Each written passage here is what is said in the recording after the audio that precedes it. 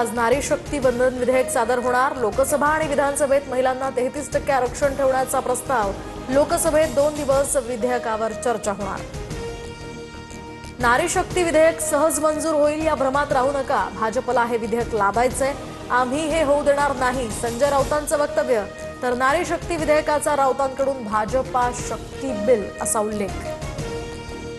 नाशिकमध्ये आज सकल हिंदू समाजाचा मोर्चा। टीसीएस कंपनीमध्ये घडलेल्या घटनेचा निषेधार्थ मोर्चा, तर टीसीएस कंपनी ते जिल्हाधिकारी कार्यालयापर्यंत मोर्चा निघणार।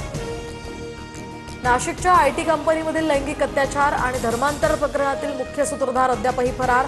20 दिवसांपासून निदा खान फरार। एचआर हेड अश्विनी चेनानीला सध्या न्यायालयीन कोठडी।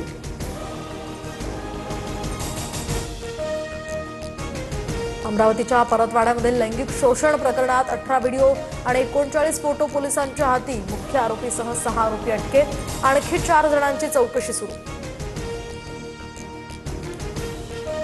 बोंधू खरातच्या खात्यात 2 वर्षात तब्बल 21 कोटींची उलाढाल, तर जमीन खरेदीचे व्यवहार समोर। शिर्डीतील 4 एकर जमीन 5 कोटींना खरेदी केल्याची माहिती। खरात दाम्पत्यावर फसवणुकीचा गुन्हा दाखल। मुंबईत बोकडाचं काळीज मागणारा भोंदू बाबा गजाड, तर अंगात देवी येत असल्याचा बनाव। भूत बाधा उतरवण्याच्या नावाखाली फसवणूक। एफआयआरही दाखल। दिंडोशी पोलिसांची कारवाई। चांदिवली विधानसभा मतदारसंघातील ईव्हीएम आणि व्हीव्हीपॅट मशीनची पडताळणी। काँग्रेसचे माजी आमदार नसीम खान यांच्या याचिकेवर बोरिवली प्रशासकीय तपासणी सुरू। दरम्यान सुप्रीम कोर्टाच्या आदेशानंतर या हालचाली।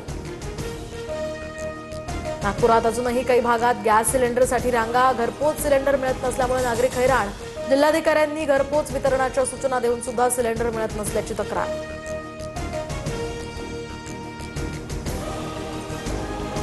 माजी क्रिकेटपटू विनोद कांबळीला ब्रेन स्ट्रोकचा धोका। विनोद कांबळीच्या मेंदूत रक्ताची गाठ।